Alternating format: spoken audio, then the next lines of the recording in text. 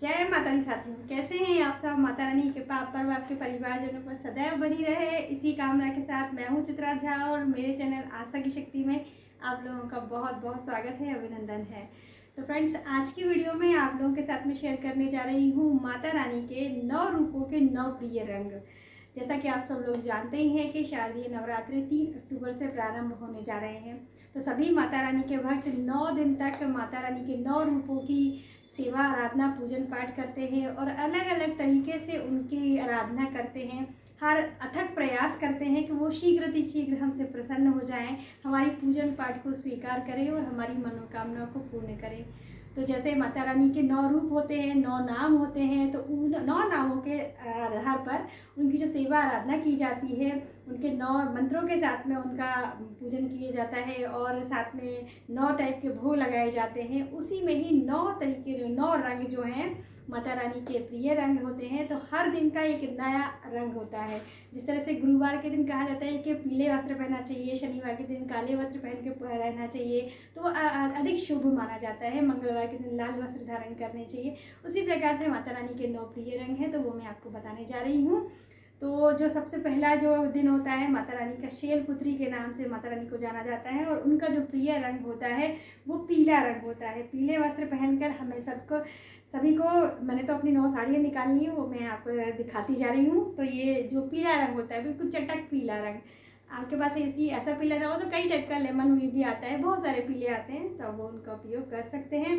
देखिए, यदि शेडेड साड़ी हो तो और भी अच्छा हो जाएगा, क्योंकि उसमें कई सारे कलर होते हैं। तो मैं बाकी जानकारी भी आपको देती जाऊंगी। यदि आपके पास 9 कलर की साड़ियाँ नहीं है या इतने वस्त्र नहीं है, तो फिर उसके ऑप्शन में आपको क्या करना है वो भी मैं आपको ज़रूर बताऊंगी। तो पहले हम 9 रंग देख लेते हैं। तो माता शैलपुत्री का जो प्रिय रंग होता है वो पीला होता है। दूसरा जो होता है ब्रह्मचारिणी माता का, दूसरा दिन जो होता है वो ब्रह्मचारिणी माता के नाम से उनकी पूजन की जाती है। तो जो दूसरा रंग होता है वो हरा रंग होता है। तो हरे के भी कई सारे शेड आते हैं, ज़रूरी नहीं जैसे हमने ये डार्क वाला हरा पहन रखा है तो आप ऐसा भी पहन सकते हैं, और ऐसा प्योर जैसे हरा मिल जाए तो वो भी आप ले लें। ग्रास ग्रीन कलर होता है वो ले लीजिए। और फिर जो तीसरा दिन होता है माता चंद्रघंटा का होता है, जिनका जो प्रिय रंग होता है भूरा रंग जिसको कहा जाता है, जिसको भूरा रंग, देखिए इस टाइप से कुछ भूरा रंग होता है, या आप ग्रे भी पहन सकते हैं। ये इस टाइप से ग्रे कलर भी आप पहन सकते हैं। ग्रे रंग भी पहन के उनका ग्रे कलर भी प्रिय कलर है, तो ग्रे कलर पहना जा सकता है। चौथा दिन जो होता है माता कुष्मांडा का होता है, तो उनका प्रिय रंग होता है नारंगी कलर।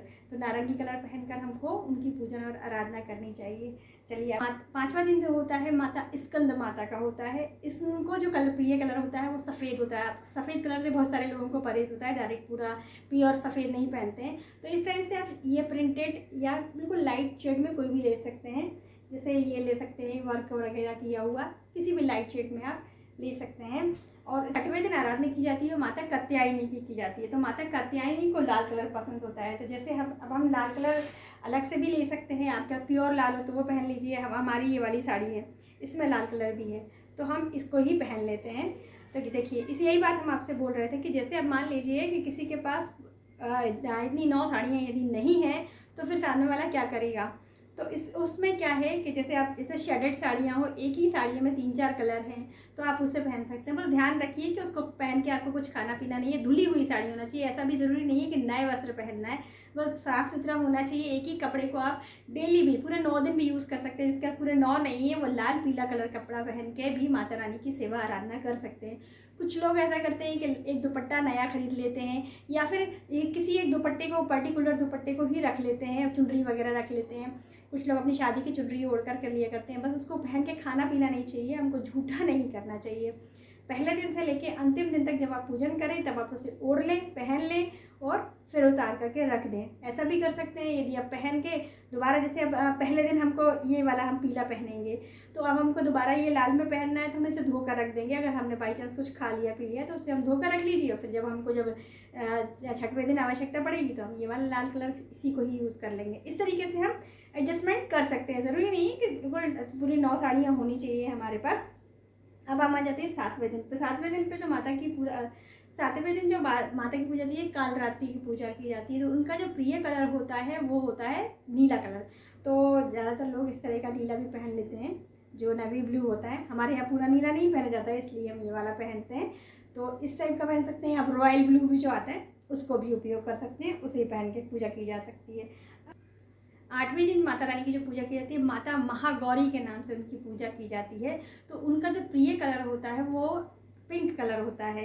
तो मजेंटा, ये देखिए पिंक हो, मजेंटा हो, लाइट बेबी पिंक जो होता है वो भी ले सकते हैं आप। इस टाइप से मजेंटा कलर भी पहन करके आप पूजन कर सकते हैं। अब देखिए इसमें जो शेडेड है पीला कलर है, तो चाहें तो इसको स्टार्टिंग में भी पीला जिस दिन पहनना है तो उस दिन भी पहन के इसको पूजन हम कर सकते हैं।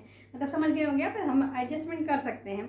अब जो लास्ट डे होता है माता सिद्धिदात्री की लास्ट डे, मतलब 9वें दिन जो पूजन होती है माता सिद्धिदात्री की होती है, तो उनका सबसे प्रिय कलर जो होता है वो होता है बैंगनी कलर। तो बैंगनी कलर देखिए हमारी साड़ी में ये भी है, तो हम चाहें तो जिसे इसको भी बैंगनी वाले दिन पहन सकते हैं, या फिर इस तरह की साड़ी भी आप यूज़ कर सकते हैं। तो आशा करते हैं कि हमने आपको वीडियो में जितनी भी जानकारी दी है आपको उपयोगी लगी हो, लाभदायक लगी हो। तो प्लीज़ वीडियो को लाइक कीजिएगा और प्रयास कीजिएगा कि इसी तरह से आप उनके प्रिय रंगों को पहनकर माता की पूजा और आराधना करें।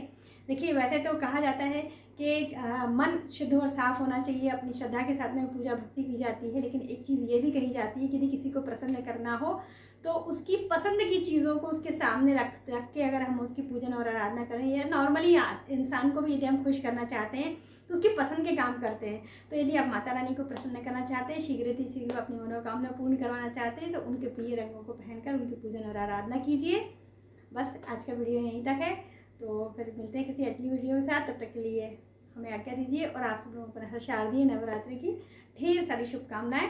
मिलते हैं फिर अच्छी सी वीडियो के साथ, तब तक के लिए अपना और अपना ख्याल रखिए। जय माता दी।